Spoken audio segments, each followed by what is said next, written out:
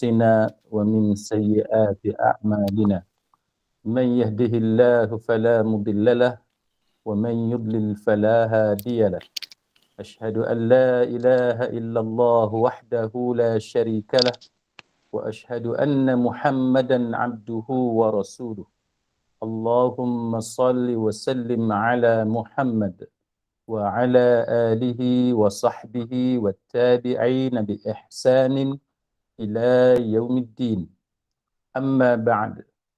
Rabbi syarah li sadri, wahai Tuhanku, lapangkanlah dadaku ini, wa yassir li amri, dan permudahkanlah urusanku, wahlul 'uqdatam min lisani, dan uraikanlah kekeluhan lidahku, yafqahu qawli, supaya mereka memahami kata-kataku ini. Rabbi zidni ilma, wahai Tuhanku, tambahkanlah ilmu kepadaku. Allahumma faqihna fid din, ya Allah, kurniakan kepada kami kefahaman tentang agama. Wa 'allimna ta'wil, dan ajarkanlah kepada kami ilmu ta'wil. Wahdinas siratal mustaqim, dan tunjukkan kepada kami jalan Engkau, jalan yang lurus. Amin ya rabbal alamin. Saudara-saudari, sahabat-sahabiah, muslimin muslimat rahimakumullah. Tajuk kita pada pagi ini ialah berkenaan dengan dendam di antara ibu bapa dan anak-anak. Apa yang kita boleh faham daripada perkataan dendam? Dendam ni ialah satu perasaan yang ada dalam diri kita, yang mana ianya timbul, perasaan dendam itu dia timbul berpunca daripada perasaan benci dan ataupun marah. Jadi antara ibu bapa dan anak-anak ni adanya perasaan sedemikian, walaupun itu satu perkara yang tidak baik, tetapi ini yang kita akan bincangkan supaya kita dapat memperbetulkan keadaan. Jadi datangnya perasaan ini berpunca daripada perasaan benci ataupun marah. Walaupun kita mengetahui bahawa sepatutnya hubungan di antara ibu bapa dan anak-anak sudah sepatutnya dengan penuh kasih sayang, tetapi ianya tidak semuanya berjalan sebagaimana yang sepatutnya. Itu ya perkara yang seringkali berlaku. Dan perasaan dendam ini seringkali dipendam. Dipendam secara rahsia oleh sebahagian daripada kita, dan ianya juga boleh berlaku kerana perasaan hasad dengki. Mungkin tidak puas hati dengan apa yang dilakukan oleh ibu bapa, kan, tidak puas hati dengan apa yang dilakukan oleh adik-beradik, dan juga macam-macam lah. Jadi dendam ini ialah suatu sifat ataupun perkara yang dilarang dalam agama, dan ianya adalah berdosa. Jadi ini yang kita akan pelajari supaya kita tidak mempunyai sifat tersebut. Baik, maka kita pada pagi ini kita akan lihat bagaimana perkara-perkara seperti ini boleh berlaku. Saya ingin memulakan dengan satu kisah di mana seorang guru yang berjumpa dengan saya, guru perempuan, dan dia datang menceritakan tentang rasa tidak puas hatinya kepada ibu dia. Jadi bila dia datang jumpa saya, guru perempuan ini sudah tua, dan dia dah dekat-dekat nak pencen dah, kan, maknanya usia 50-an, dah dekat nak pencen, dan kita tahulah bahawa ini bukan orang muda, kan, orang yang sudah hampir usia pencen. Jadi dia datang dan dia menceritakan kepada saya bahawa dia ingin tahu apakah dia berdosa kerana dia tidak ada rasa sayang kepada ibu dia. Dan kita tahulah kalau konteks kita di Malaysia ini, kalau usia seseorang 50 tahun, mungkin ibunya dalam usia 70, 80 tahun. Jadi dua-duanya sudah pun berada dalam usia yang tua. Jadi dia bertanya apakah dia berdosa kerana dia tidak ada rasa sayang kepada ibunya. Jadi saya pun terkejutlah. Sebab kita tahu dalam keadaan lazimnya biasanya kita sayang kepada ibu ataupun ayah kita. Tiba-tiba guru ini dia kata dia tidak ada rasa sayang kepada ibu dia.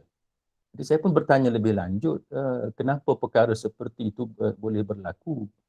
Rupa-rupanya kerana dia tidak berpuas hati dengan ibu dia yang buang dia.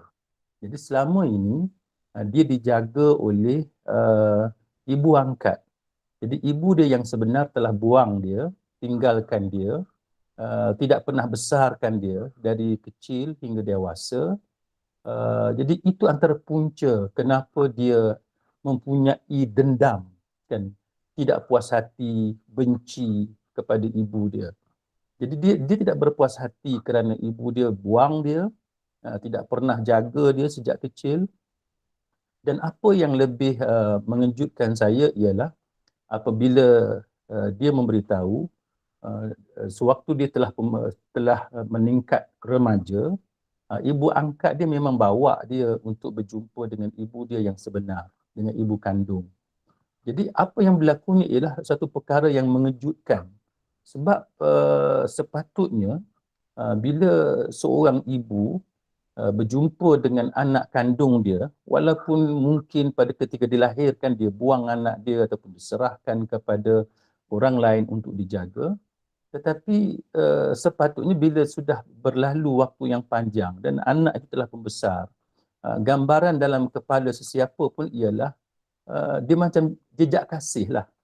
Sudah tentu kalau berjumpa semula selepas beberapa tahun, sudah tentulah ibu ini dan anak ini akan saling berpelukan, menangis, melepaskan rasa rindu dan sebagainya. Tetapi apa yang berlaku sebaliknya?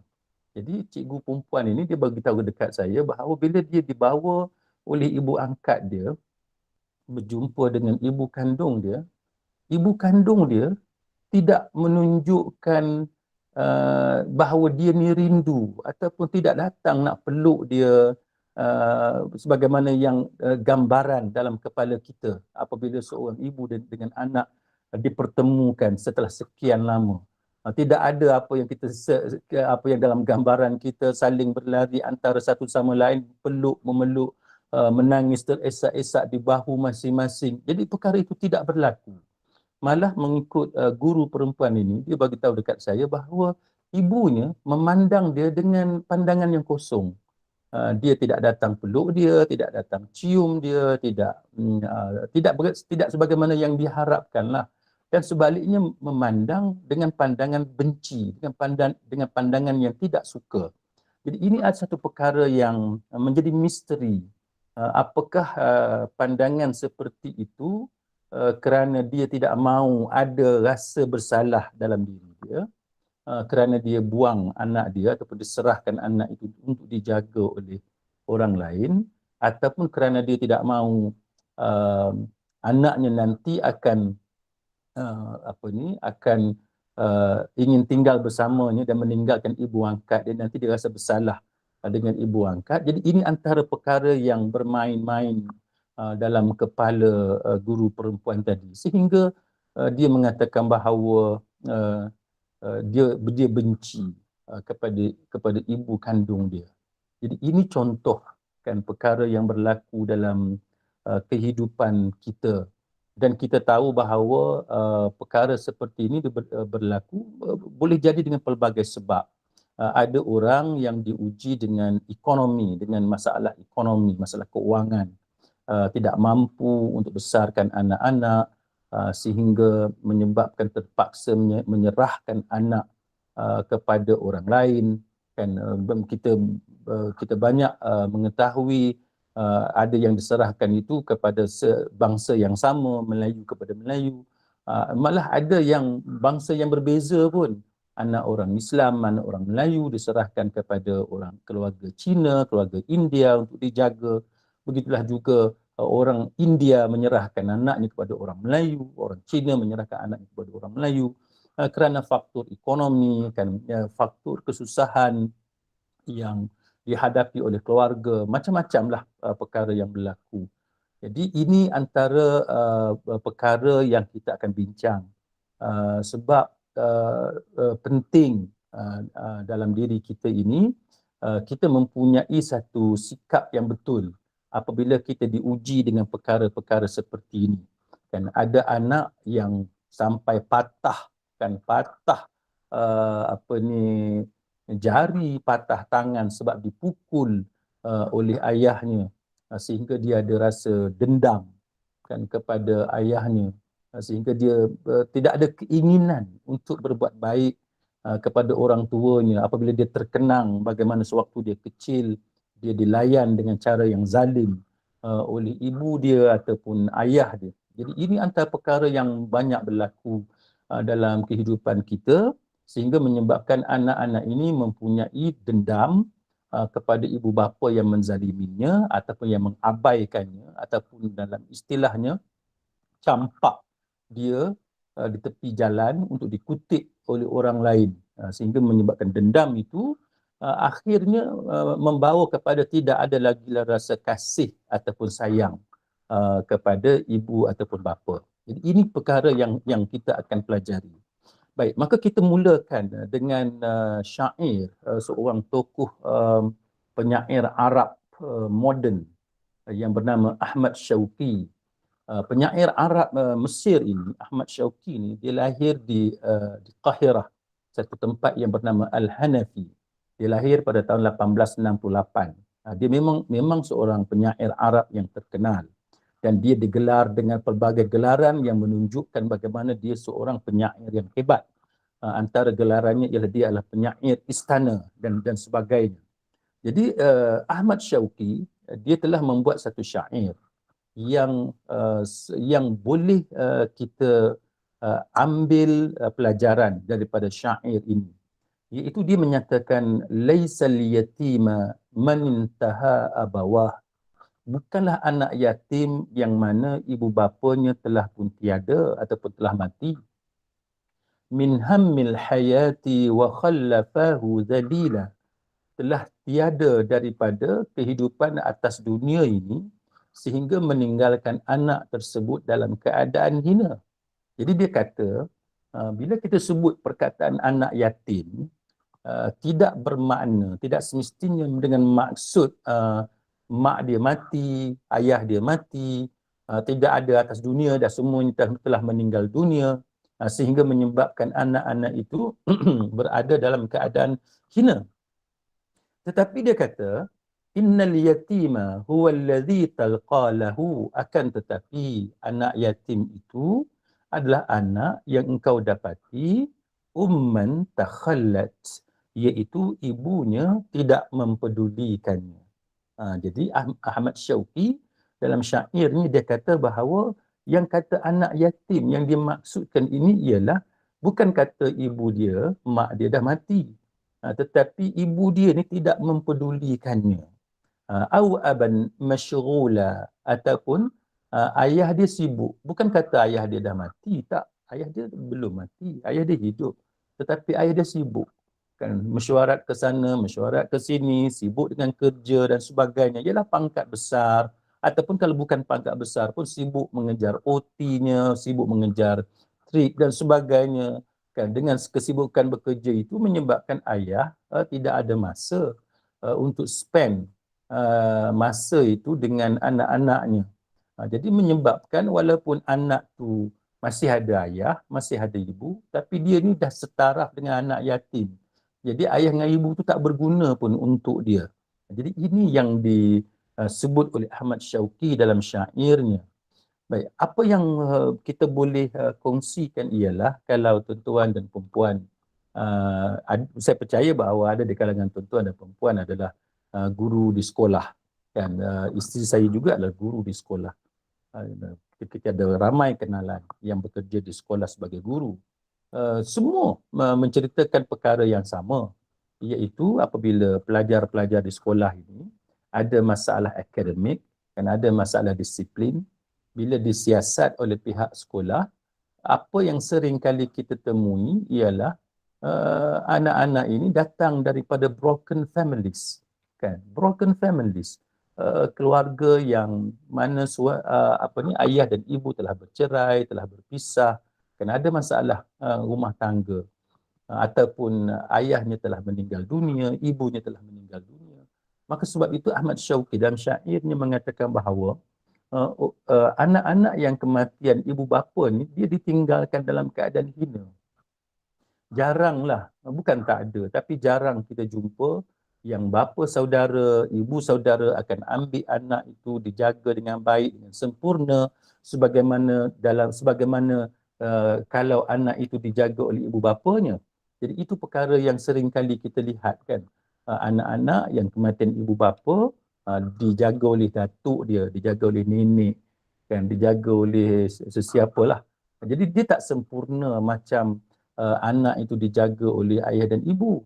Jadi Ahmad Syauqi dia kata dia ada satu lagi kategori yang diumpamakan sama macam anak yatim, iaitu bila ayah dan ibu ni yang sepatutnya jaga anak dia elok-elok, sepatutnya berikan perhatian, fokus kepada pembesaran anak, bukan sahaja dari segi kasih sayangnya, malah dari segi akademik, kan, dari segi pengetahuan agama, akhlak dia, adab, etika.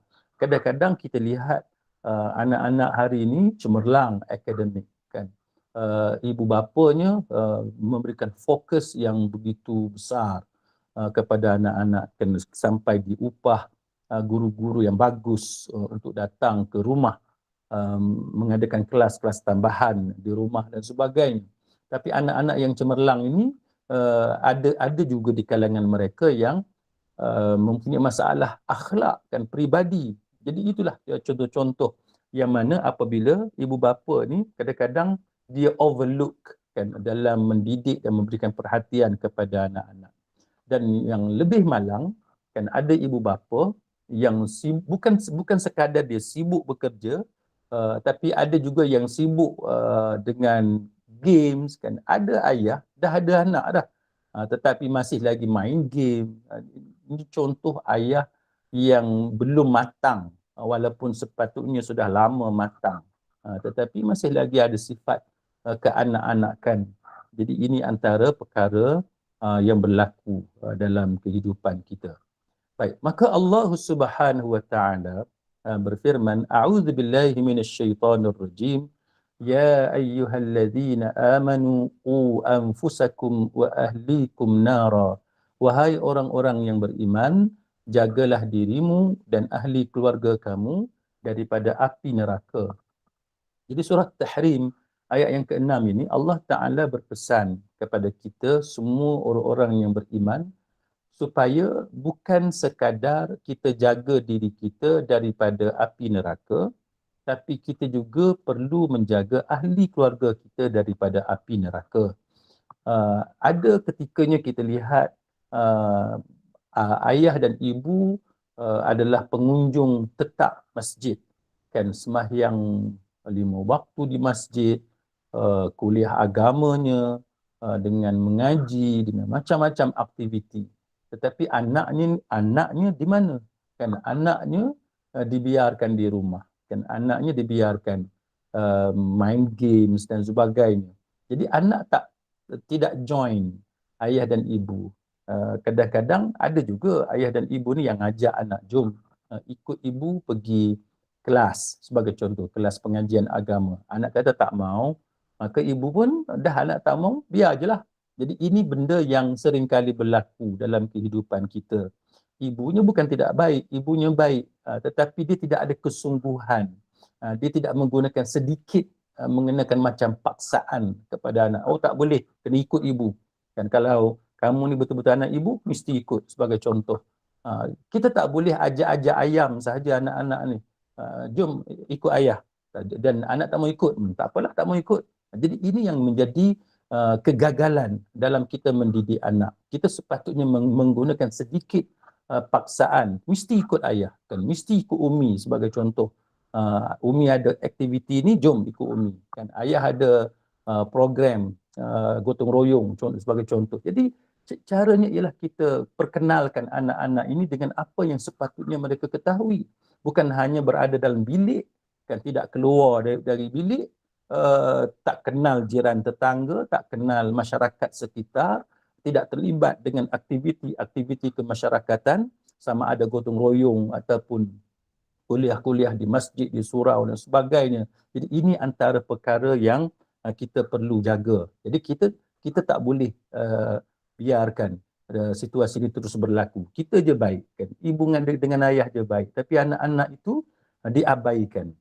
Baik, dalam tafsir Ar-Razi disebut oleh Al-Imam Ar-Razi dalam Mafatihul Ghaib, tafsir Ar-Razi, dia kata waqala Muqatil, telah berkata Muqatil rahimahullahu taala, ay yu'addibal muslim nafsahu wa ahlah fayamurahum bil khair wa yanhahum 'anil syarr.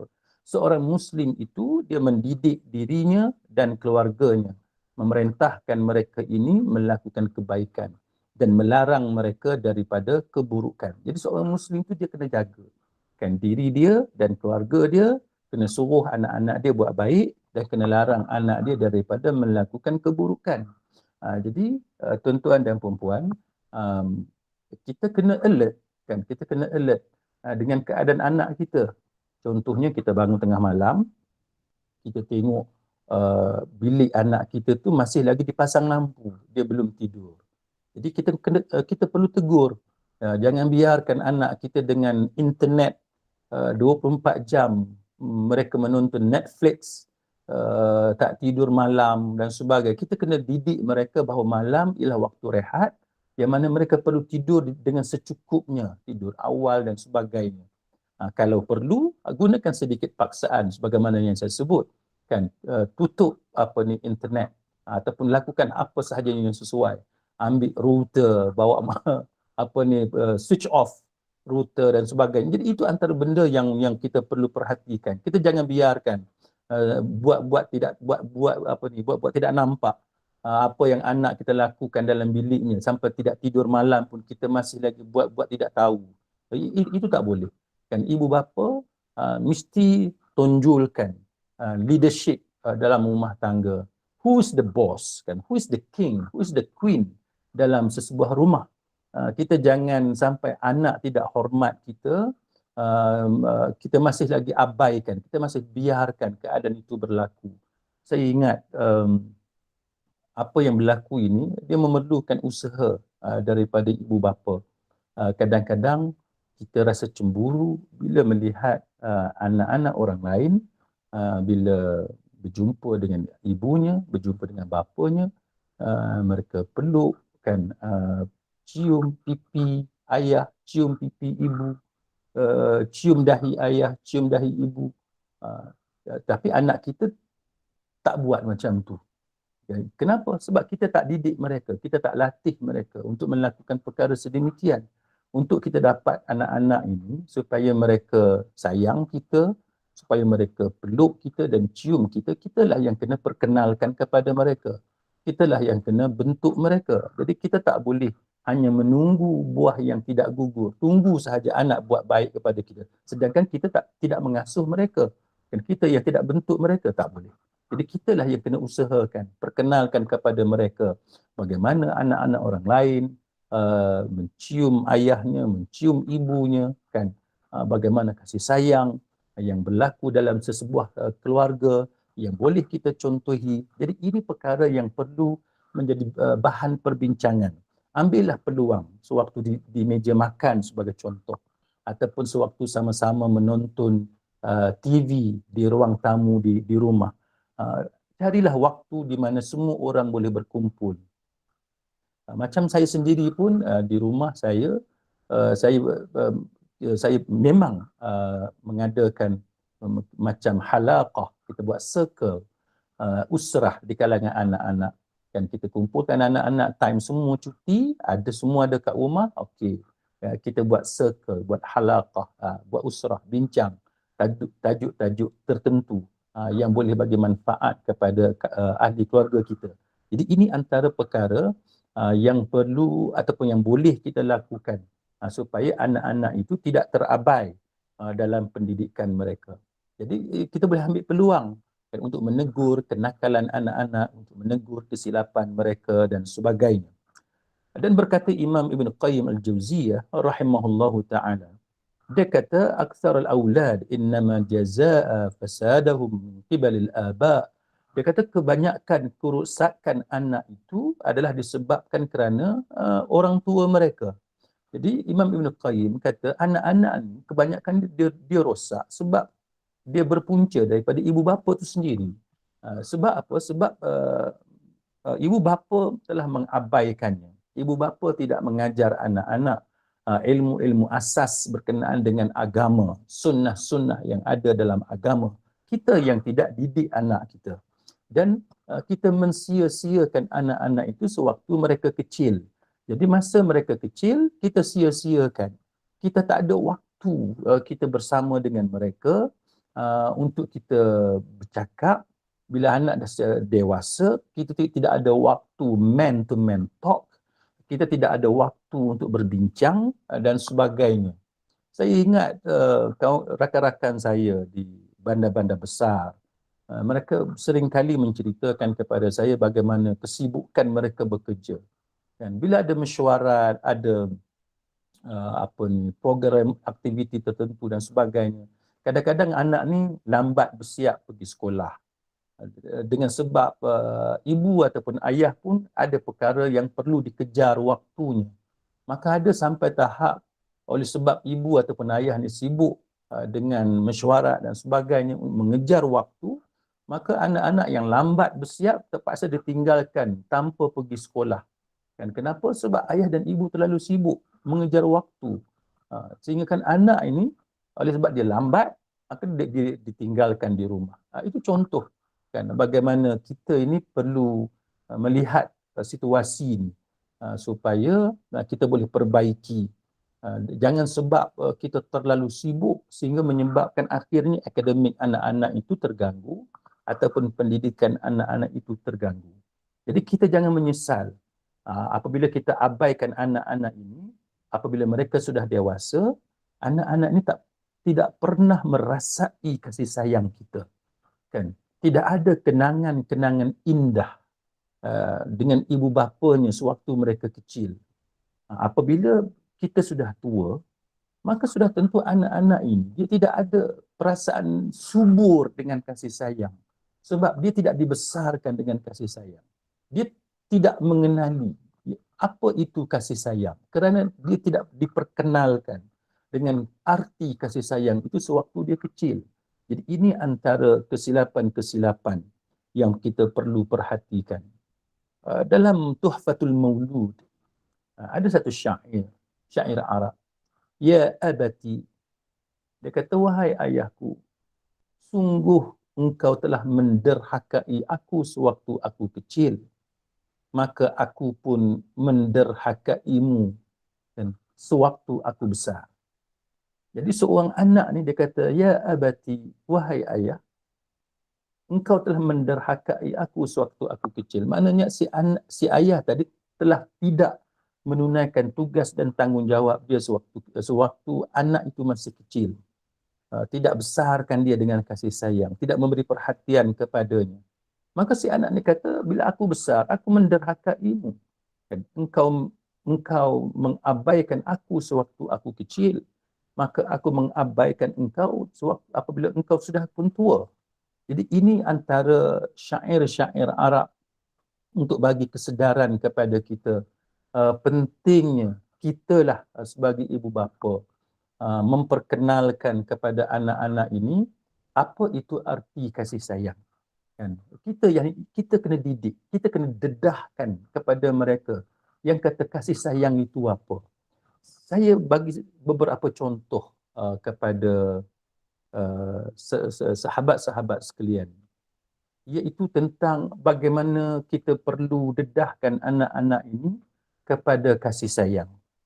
Kenapa mereka wajib berbuat baik kepada ibu bapa? Kalau bukan kita yang mendidik anak-anak tentang pentingnya berbuat baik kepada ibu bapa, maka siapakah lagi yang boleh mendidik dan membentuk anak-anak kita supaya berbuat baik kepada kita? Jadi kita sendirilah yang perlu dedahkan mereka untuk berbuat baik kepada kita.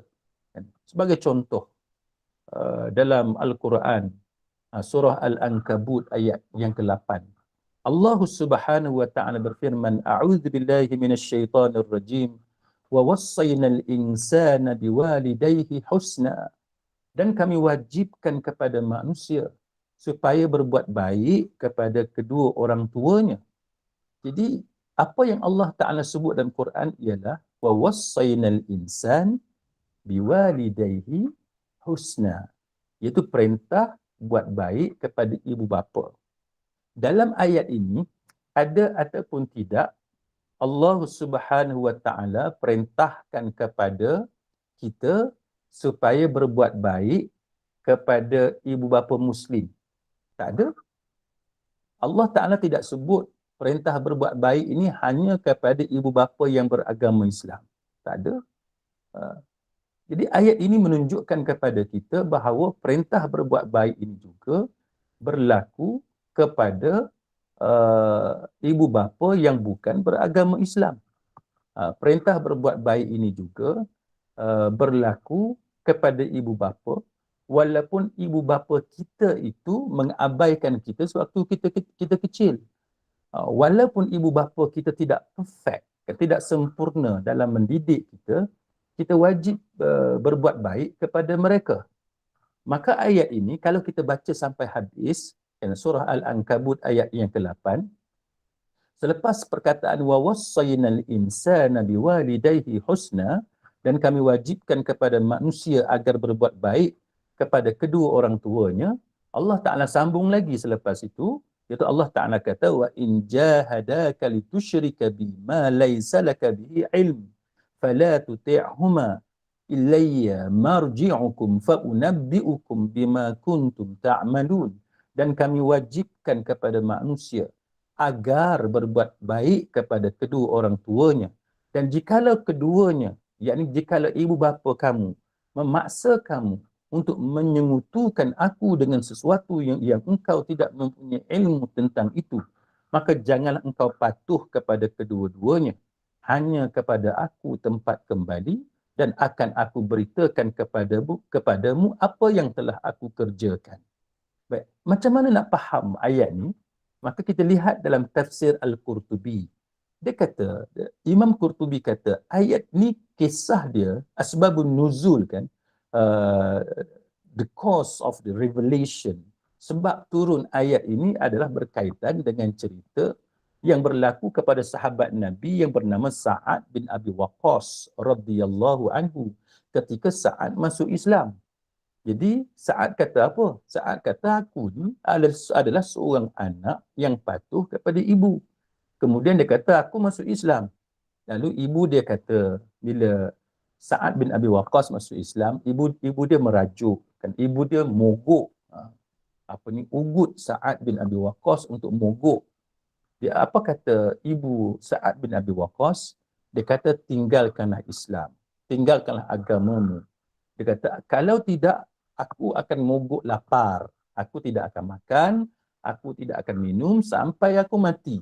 Itu ugutan oleh ibu kepada Sa'ad bin Abi Waqqas radhiyallahu anhu. Nanti orang akan kata Sa'ad sebagai pembunuh ibu dia. Jadi ibu dia kata aku akan bertahan, aku akan mogok lapar ni, aku akan bertahan hari demi hari sampai mati lah, dia kata. Sampai mati. Apa kata Sa'ad bin Abi Waqqas? Sa'ad kata, wahai ibu, seandainya engkau ada 100 nyawa sekalipun yang keluar satu persatu, aku tidak akan tinggalkan agama ni. Maknanya kalau mati, lepas tu mati lagi, hidup balik, kemudian mati, hidup balik sebagai contoh, Sa'ad bin Abi Waqqas kata dia sanggup untuk melihat keadaan itu. Maknanya dia tak akan tinggalkan Islam. Dia kata kalau engkau makan ke, ibu makan ke, ibu tak mau minum ke, itu terpulang kepada ibu. Baik. Jadi kemudiannya bila Sa'ad bin Abi Waqqas cakap macam tu kepada ibu dia, akhirnya ibu dia makan, kan? Ibu dia makan. Jadi apa yang boleh kita pelajari daripada ayat ini? Ayat ini menunjukkan kepada kita benda yang kita kena didik anak kita, iaitu ayat Quran mengajar kepada kita, kalaulah ayah dan ibu kita kafir sekalipun, kita wajib buat baik kepada ayah dan ibu kita. Cuma kita dilarang taat dalam perkara maksiat sahaja, dalam perkara menyungutukan Allah, tinggalkan agama Islam sebagai contoh. Itu sahaja yang kita dilarang oleh agama untuk taat kepada ibu bapa. Selain daripada itu, berbuat baik kepada ibu bapa, walaupun ibu bapa itu penyembah berhala sekalipun, kita wajib buat baik kepada ibu bapa.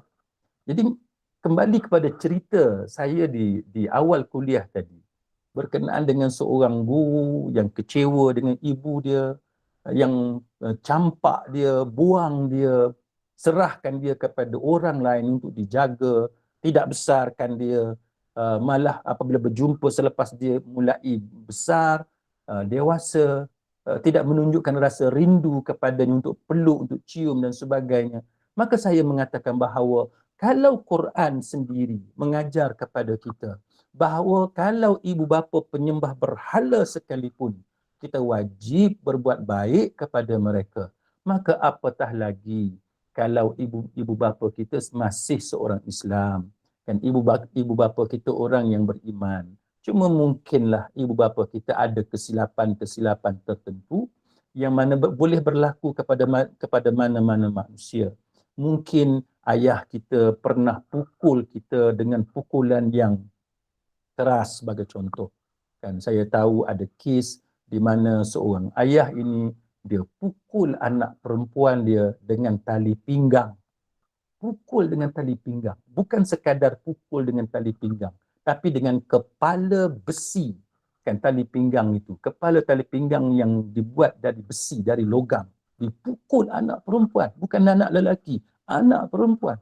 Dan anak perempuan itu ingat sehingga dia dewasa bagaimana ayahnya memukul dia dengan pukulan yang kuat dengan menggunakan kepala besi, kepala dari logam, tali pinggang tersebut. Tapi apakah kita ingin biarkan rasa dendam itu dalam diri kita? Apakah kita ingin biarkan perasaan benci, tidak puas hati kepada ayah kita yang pukul kita dengan tali pinggang? Ataupun ibu kita yang buang kita, yang tak mau jaga kita? Ingatlah, memang perasaan tidak puas hati itu ada dalam diri kita.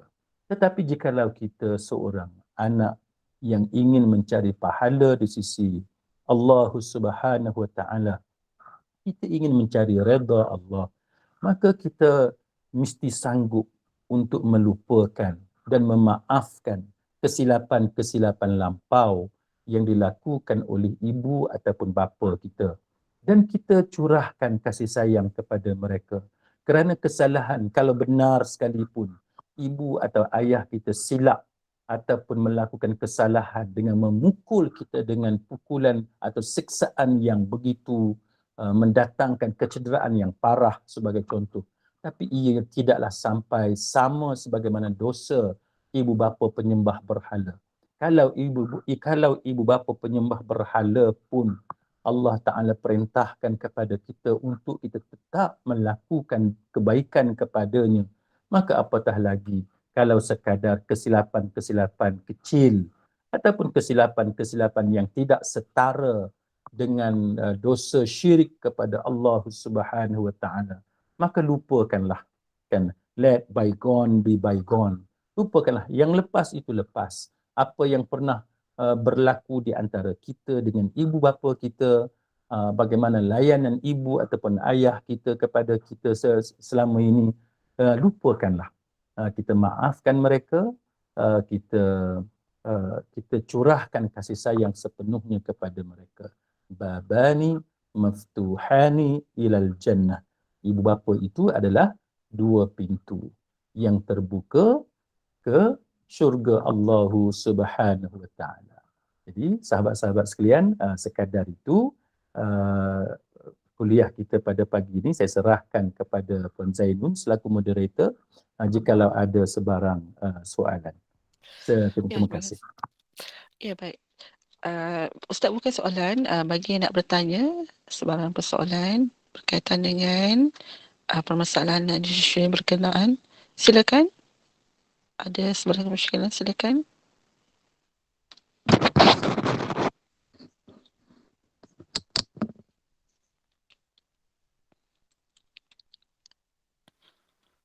Semua diam, rasanya dah tak ada apa-apa yang nak bertanya ataupun semua dah jelas kot Ustaz ya. Kalau tak ada soalan, saya boleh tambah Kan? sikit lagi. Okey, baik Ustaz, silakan. Tak ada, eh? Baik. Uh, Kalau tak ada, saya tambah sikit. Baik, Okey, baik. sahabat-sahabat sekalian, dalam hubungan kita dengan ibu bapa ataupun kita dengan anak-anak ini, ada beberapa persoalan yang sering ditanya. Contohnya apabila ibu atau ayah kita tak suka kepada pasangan kita. Katalah ibu dan ayah kita tak suka kepada suami kita ataupun tak suka kepada isteri kita. Maka apa yang patut kita lakukan? Terutamanya apabila ibu bapa itu sendiri yang menyuruh kita supaya menceraikan isteri kita ataupun supaya kita minta cerai dengan suami kita. Jadi ini antara perkara yang sering timbul di mahkamah syariah. Sebahagian orang beranggapan bahawa sebagaimana Nabi Ibrahim alaihissalam membuat sindiran kepada menantunya supaya disampaikan kepada anaknya Nabi Ismail, kan, supaya diganti pintu. Maka ini antara dalil yang sering digunakan bahawa perlunya anak itu akur kepada kehendak ayah dan ibu, walaupun sehingga terpaksa bercerai. Jadi ini antara perkara yang seringkali ditimbulkan di mahkamah. Apa yang saya boleh nyatakan di sini ialah ibu dan ayah kita tidaklah mereka itu seperti Umar Khattab yang menyuruh Ibnu Umar menceraikan isterinya. Ibu dan ayah kita tidaklah seperti Nabi Ibrahim alaihissalam yang menyuruh Nabi Ismail untuk menceraikan isterinya. Jadi oleh sebab itu, apabila berlaku masalah di antara ibu bapa kita dengan pasangan kita, dengan spouse kita ni, maka kita perlu membuat pertimbangan. Jikalau kehendak ayah dan ibu itu kerana memang pasangan kita tu memang jahat, sebagai contoh, kita sebagai isteri dan suami kita ni penagih dadah, penjenayah, maka jikalau nasihat ibu dan ayah itu benar, memang suami kita ni pukul kita, pukul anak-anak kita sampai berlaku kezaliman dalam rumah tangga, maka perintah ayah dan ibu itu perlu ditaati. Maka hendaklah dibuat permohonan cerai. Kenapa? Untuk mengelak daripada berterusan kezaliman tadi. Kan? Sudah tentu ayah dan ibu kita kasih kepada kita dan mereka tidak mahu kita berterusan hidup dalam penderitaan. Mereka juga tidak mahu cucu-cucu mereka dipukul, dizalimi oleh menantu mereka sedemikian rupa. Itu satu contoh. Satu lagi ialah di mana apa yang diperintahkan oleh ibu dan ayah itu sebenarnya tidak betul. Kerana ibu dan ayah kita bukan Nabi, kan, dia bukan maksum. Maka dia benci, dia tak suka kepada pasangan kita dengan perasaan yang tidak ada sebab yang kukuh. Maka jikalau ibu dan ayah kita, dia mahu kita bercerai, sedangkan mereka tidak ada alasan yang kukuh, maka itu tidak wajib kita patuhi. Kerana kita telah pun belajar sebelum ini, kewajipan patuh kepada ibu bapa hanya dalam perkara yang makruf, bukan dalam perkara yang dosa, yang maksiat, yang melanggar perintah Allah. Kan kita tak boleh melayani pasangan kita dengan cara yang zalim, hanya dengan sebab kehendak ayah dan ibu kita yang tidak berasas. Jadi kalau situasi itu berlaku, maka kita tidak wajib patuh. Maka antara ibu bapa kita dengan pasangan kita, siapa yang patut kita utamakan? Dan ini juga antara perkara yang berlaku dalam kehidupan kita. Sebenarnya tuan-tuan dan puan-puan sekalian, ayah dan ibu kita ni, dia ada hak dia. Kan? Suami kita ataupun isteri kita juga ada hak dia masing-masing. Maka kita perlu menunaikan hak tersebut tanpa kita melebihkan sesiapa pun. Walaupun saya akui bahawa ada juga keadaan di mana kita perlu mengutamakan ibu bapa kita. Sebagai contoh, kan ada suami yang melarang isterinya daripada menghubungi ayah dan ibu. Maka perintah suami yang macam ni sudah tentu tidak wajib kita patuh, kerana dia memerintahkan sesuatu perkara yang maksiat. Kan dia tidak boleh perintahkan kepada kita untuk derhaka kepada ibu dan ayah kita. La taqul lahuma uffin, jangan berkata sekalipun kepada ayah dan ibu kita. Maka bila suami kita perintahkan kepada kita, dan dia larang kita daripada menghubungi ayah dan ibu kita, maka yang itu tidak wajib kita patuh. Tapi pada masa yang sama, kita juga mesti pandai dalam mengendalikan kesilapan-kesilapan suami. Maksud saya ialah, kalau suami kata kita tak boleh menghubungi ayah dan ibu, kita perlu terangkan, jelaskan kepadanya kenapa kita wajib berbuat baik kepada ayah dan ibu. Cuba pujuk suami kita dahulu. Jadi selepas kita dah pujuk, dah bawa hujah, bawa dia pergi dengar kuliah sebagai contoh, dia tetap tidak mahu menerima, dia degil dan keras kepala sebagai contoh, kepada ketika itu kita boleh berbohong, kan. Kalau suami kata ada tak kontak ayah dengan ibu, kita boleh bohong, kata tak ada, kan? Walaupun sebenarnya kita menghubungi ayah dan ibu kita sebagaimana biasa. Kenapa? Kerana dalam permusuhan, dalam perbalahan, dalam keluarga ini, kita memang dibenarkan untuk berbohong supaya perbalahan itu tidak berlaku, supaya kita boleh damaikan pihak-pihak. Jadi oleh kerana mungkin suami kita ada masalah dengan mak dengan ayah kita, maka kita cubalah untuk memainkan peranan supaya tidak membakar lagi suasana tersebut. Saya pernah ada kes di mahkamah syariah yang mana berlaku perbalahan di antara ibu bapa kepada si isteri ini, kan, dengan suami isteri. Maknanya si lelaki ini adalah menantu. Jadi mereka bergaduh. Bergaduh tentang apa? Bergaduh tentang hak jagaan cucu, kan, hadanah cucu. Ini pun satu benda yang pelik sebenarnya. Saya masih ingat apabila saya mengendalikan kes tersebut, mereka bergaduh ni sampai terpercik darah isteri tersebut, mukanya dicakar dan sebagainya, terkena baju putih saya. Kita lawyers pergi mahkamah pakai baju putih. Jadi ada percikan darah tu dekat baju putih saya. Bila saya sampai di rumah, isteri saya tanya, kenapa baju abang ni ada macam darah? Jadi saya kata itu memang darah, percikan darah daripada anak guam saya yang si isteri tadi, yang perempuan tadi. Jadi isteri saya tanya kenapa?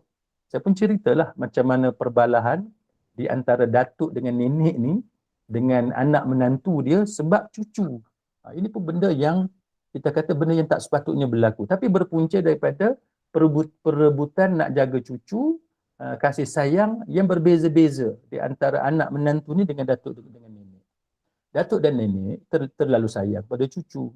Mereka kata cucu ni kalau suami isteri ni, anak dan menantu pergi kerja, tinggallah di rumah datuk dan nenek. Maka pada peringkat awal suami isteri tadi bersetujulah, kan, sebab datuk dengan nenek. Sudah tentulah bagus kalau kita tinggalkan anak kita kepada mak ayah kita, kan, ataupun mak ayah mak mentua kita, ayah mentua kita. Sudah tentu itu adalah satu benda yang bagus. Tapi apabila ditinggalkan cucu ini ataupun anak kita ni kepada mak ayah kita ataupun parents in law kita, tiba-tiba berlaku perselisihan faham. Kenapa? Kerana suami isteri ni menganggap anak mereka terlalu dimanjakan oleh datuk dan nenek. Terlalu dimanjakan oleh datuk dan nenek sehingga boleh merosakkan cucu tadi, boleh merosakkan anak-anak kecil tadi. Jadi menyebabkan mereka mengambil keputusan untuk hantar anak-anak mereka yang masih kecil ini ke tempat jagaan kanak-kanak. Jadi apabila suami isteri itu mengambil keputusan untuk serahkan anak mereka ke tempat jagaan swasta ini, Jadi datuk dan nenek ni kecil hatilah. Kenapa tak mau tinggalkan cucu mereka tu di rumah mereka? Jadi mereka sudah kecil hati kerana menganggap bahawa anak menantu mereka tidak lagi percaya kepada mereka. Jadi ini contoh benda yang berlaku di mahkamah. Jadi kemudiannya sampailah kepada saman menyaman antara satu sama lain. Kan saman menyaman sehingga akhirnya datuk dengan nenek ni kata takkan dia nak tengok cucu pun tak boleh. Jadi suami isteri ini menganggap kalau bawa anak mereka jumpa dengan datuk dan nenek, nanti anak-anak mereka akan rosak. Sehingga akhirnya hakim terpaksa bagi peluang kepada datuk dan nenek ini untuk jumpa cucu. Sebab suami isteri tak bagi langsung jumpa cucu, jumpa anak-anak mereka ni. Ataupun cucu kepada mak ayah kepada si isteri tadi. Jadi pada masa itu hakim kata tak apa. Bagi peluang datuk dan nenek, bukan siapa pun, datuk dan nenek sahaja. Saya pada masa itu saya bagi amaran kepada hakim, saya bagi ingatan kepada hakim bahawa boleh berlaku perkara yang tidak baik sebab saya dah tengok bagaimana agresifnya mereka semua ini. Hakim kata tak apa sebab ada polis mahkamah. Jadi dalam mahkamah tu ada bilik khas yang mana kita bagi peluang kepada datuk dan nenek tadi untuk berjumpa dengan cucu mereka. Jadi bila kita bawa cucu jumpa dengan datuk dan nenek dan bilik itu bersama-sama dengan anak menantu tadi, maka kedengaran apa kita kata bunyi bising yang teruklah, yang dahsyat daripada bilik itu. Jadi bila saya masuk dalam tu berlaku keadaan yang kacau bilau dalam tu. Saya pun tak tahulah apa sebenarnya berlaku. Suara macam histeria, jerit pekik dan sebagainya. Rupa-rupanya ada berlaku perbalahan. Suami isteri ni dia tak suka kalau anak mereka dipeluk. Dia takut anak mereka dibawa lari oleh datuk dengan nenek tadi. Jadi ini contoh kan benda yang berlaku dalam kehidupan kita sebab kadang-kadang cara kita mengendalikan masalah itu kita tak boleh give and take kan sebab memanglah manusia ni dia tak akan sempurna. Kita jangan harapkan ibu dan ayah kita sempurna. Kita tak boleh harapkan parents in law kita, mak mentua kita, ayah mentua kita sempurna, tak boleh. Kita tak boleh harapkan anak menantu kita sempurna pun tak boleh. Jadi kita kena ada give and take. Hidup kita ni kita kena bagi peluang. Kita pun ada buat silap, ibu bapa kita pun ada buat silap, ibu bapa mentua kita pun ada buat silap. Kena ada toleransi seperti itu. Jangan kita terlalu strict dalam kita berinteraksi dengan keluarga mentua, dengan keluarga isteri kita, keluarga suami kita dan sebagainya. Kalau kita strict, dia akan jadi sebagaimana masalah yang saya sebutkan tadi. Jadi itulah contoh sedikit bagaimana kehidupan antara anak-anak ini dengan ibu bapa yang boleh berlaku kalau kita tidak pandai dalam mengendalikan masalah-masalah yang timbul dalam hubungan kita dengan ibu bapa kita ataupun ibu bapa mentua kita. Wallahu a'lam. Baik Ustaz, kita ada soalan dari jemaah yang bertanya, daripada Syarifah bertanya, amalan seorang sahabat yang pernah memarahi teruk anaknya tetapi setelah sedar terus minta maaf kepada anak tersebut. Beberapa tahun kemudian bila ditanya tentang perkara tersebut, anak itu sudah lupa. Okey, soalannya, adakah amalan meminta maaf kepada anak ini patut dibuat jika kita memang tersilap langkah bila sedang marah? Contohnya, macam itulah. Baik. Wallahu a'lam. Kita sebagai ibu ataupun kita sebagai bapa seringkali kita ada kita sebut sebagai masalah dengan anak-anak. Ada ketikanya kita silap kan. Kita tak boleh mengatakan bahawa kita ni sentiasa betul 100%. Ada masa kita silap. Jadi apabila kita melakukan kesilapan dengan anak-anak ini, apakah patut kita minta maaf kepada anak-anak? Maka jawapan sayanya wallahu a'lam, memang sepatutnya kita didik anak kita dengan meminta maaf kalau kita melakukan kesilapan. Siapakah lagi the best example di depan anak-anak kita ini kalau bukan kita sebagai ibu ataupun kita sebagai ayah. Jadi kita sebagai ibu, kita sebagai ayah, kalau kita buat silap, Sebagai contohnya, katalah kita janji dengan anak kita nak ambil dia di sekolah pukul 2 petang. Dan nanti ibu sampai pukul 2, tunggu dekat depan pagar sekolah. Tiba-tiba kita sampai lambat. Kan kita sampai lambat 2:30. Jadi anak kita ni mengamuklah sebab dia dah tunggu setengah jam dekat pagar sekolah tu, kita baru sampai. Janji pukul 2, 2:30 baru sampai. Jadi ada satu contoh yang baik bagi seorang ibu tadi ataupun seorang bapa untuk meminta maaf. Minta maaf lah, sorry lah, kan ibu tadi ada mesyuarat habis lambat. Bukan ibu sengaja pun. Jadi ini contoh supaya anak-anak itu belajar supaya kalau kita terlambat, kalau kita tersilap dan seumpamanya, kita akan meminta maaf. Bagi setengah orang, dia menganggap bahawa kalau dia sebagai ibu, dia tak perlu meminta maaf kepada anaknya. Jadi ini ego yang tidak bertempat. Kenapa? Sebab kita perlu mendidik anak kita dengan contoh daripada kita sendiri. Jadi bila kita sendiri tidak menepati waktu ataupun kita sendiri melakukan kesilapan, maka bila kita meminta maaf, itulah menjadi contoh yang terbaik untuk anak-anak kita pelajari daripada diri kita. Wallahu a'lam. Soalan seterusnya daripada Nur Alsian ada, Assalamualaikum Ustaz, adakah dosa anak angkat yang kita bela, dosa yang dia lakukan tu, kita ibu bapa angkat akan dipertanggungjawab walaupun kita sudah menegurnya? Baik, wallahu a'lam. Anak angkat kita buat dosa. Jadi apakah kita sebagai ibu bapa angkat akan menanggung dosa anak angkat kita itu?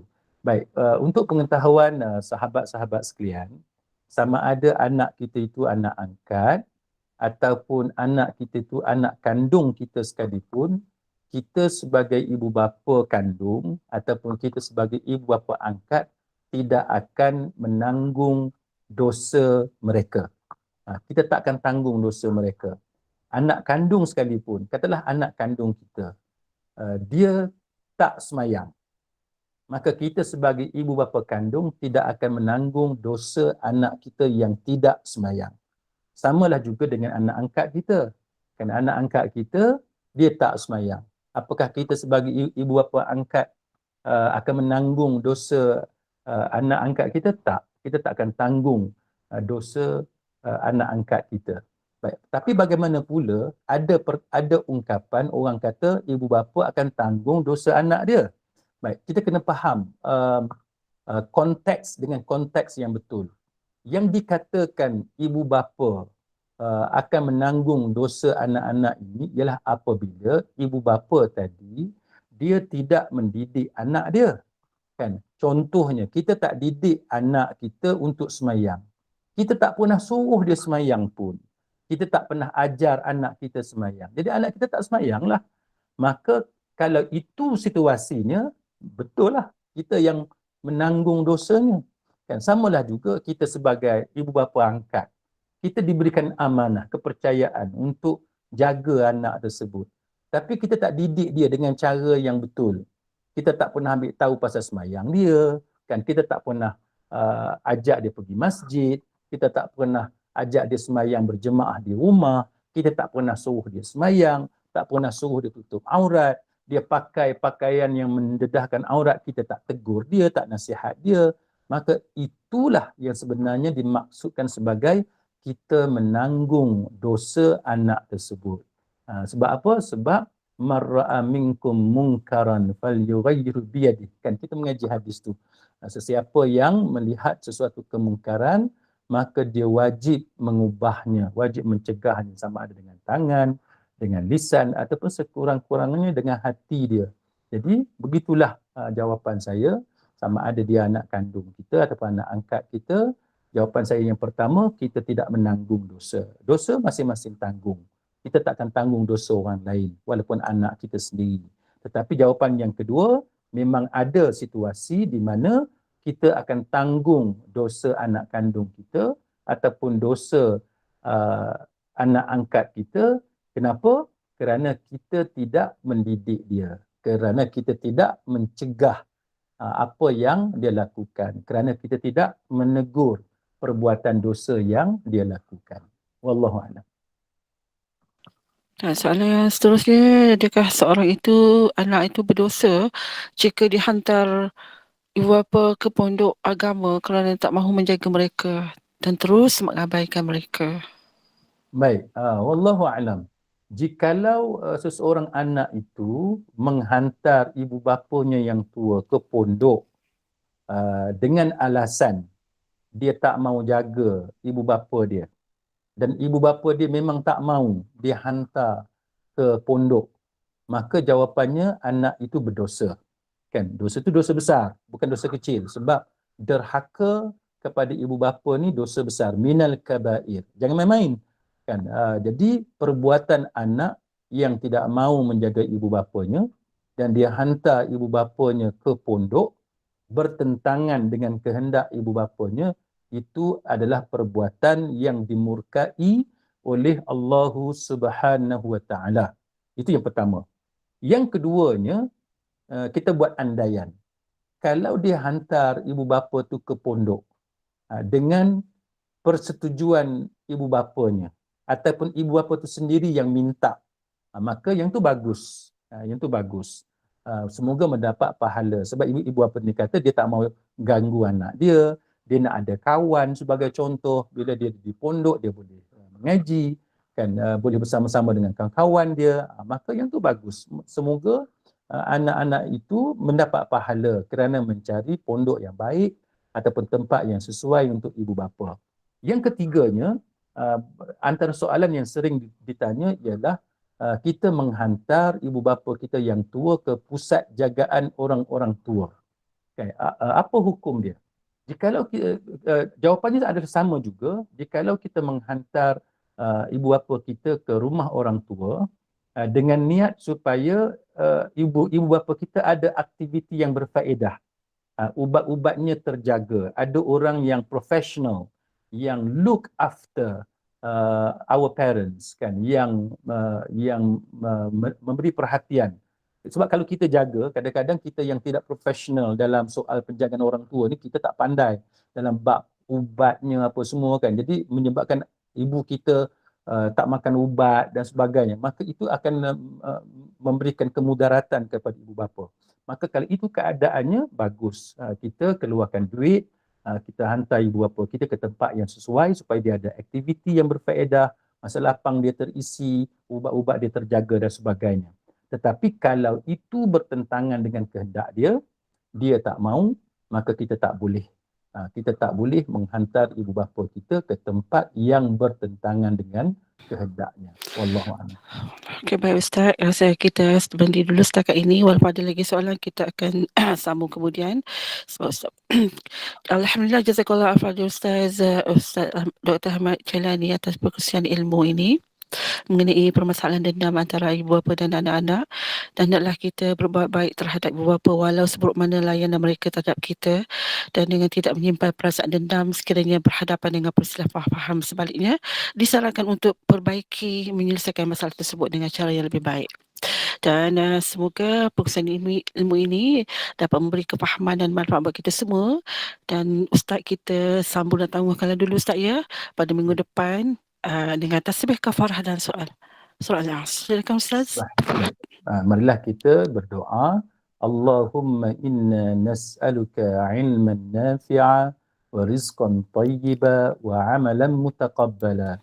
Ya Allah, ya Tuhan kami sesungguhnya memohon kepada Engkau ilmu yang bermanfaat, rezeki yang baik dan amalan yang diterima oleh-Mu.